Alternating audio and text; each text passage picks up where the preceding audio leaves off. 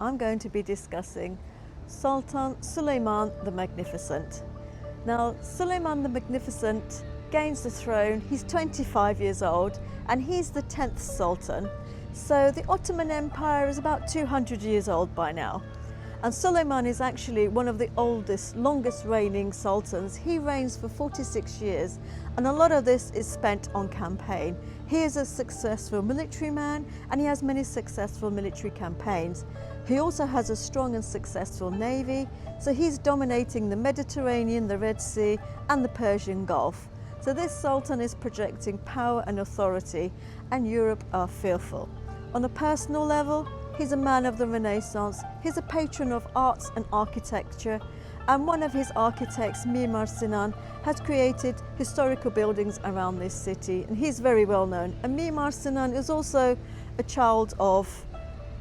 Christian child who was converted to Islam. And one of the things that Suleiman the Magnificent is well known for in Ottoman history is his law. He makes changes to the law, and hence he's called Kanuni, Suleiman Kanuni, which means lawgiver. And the changes he makes is that he combines Islamic Sharia law with Kanuni secular law, which was quite unique in Islamic empires at this time.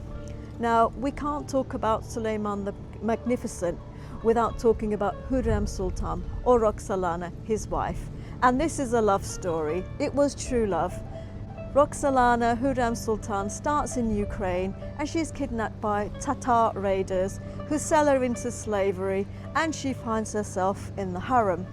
Now, Hurrem Sultan is intelligent, she's witty, and she's beautiful, and it's not long before she catches Suleiman's eye.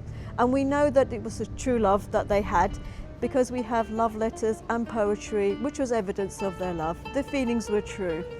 Now, Suleiman breaks 200 years of dynastic tradition, and he legally marries her. This was not done before.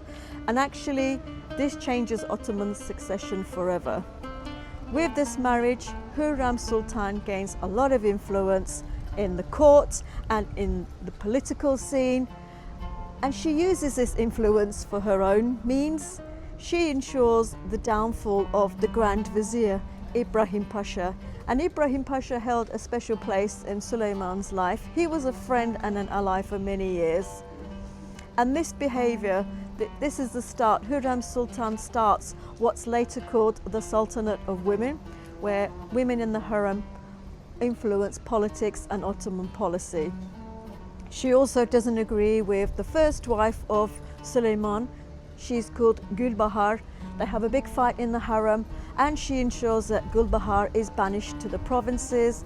And later, she also maneuvers and ensures that Gulbahar's son, Mustafa, is strangled. So he's out of the race for the throne. There's a lot of maneuvering, and she does manage to get one of her sons, Selim, on the throne, and he is the next sultan after Suleiman. But despite all this political maneuvering, she actually does a lot for charity, and she is well respected for all her charitable work. So behind me, I'm filming in front of their mausoleums. Here I've got Suleiman the Magnificent's mausoleum, and here is Hurrem Sultan's mausoleum. And again, in death, they're never that far away from each other.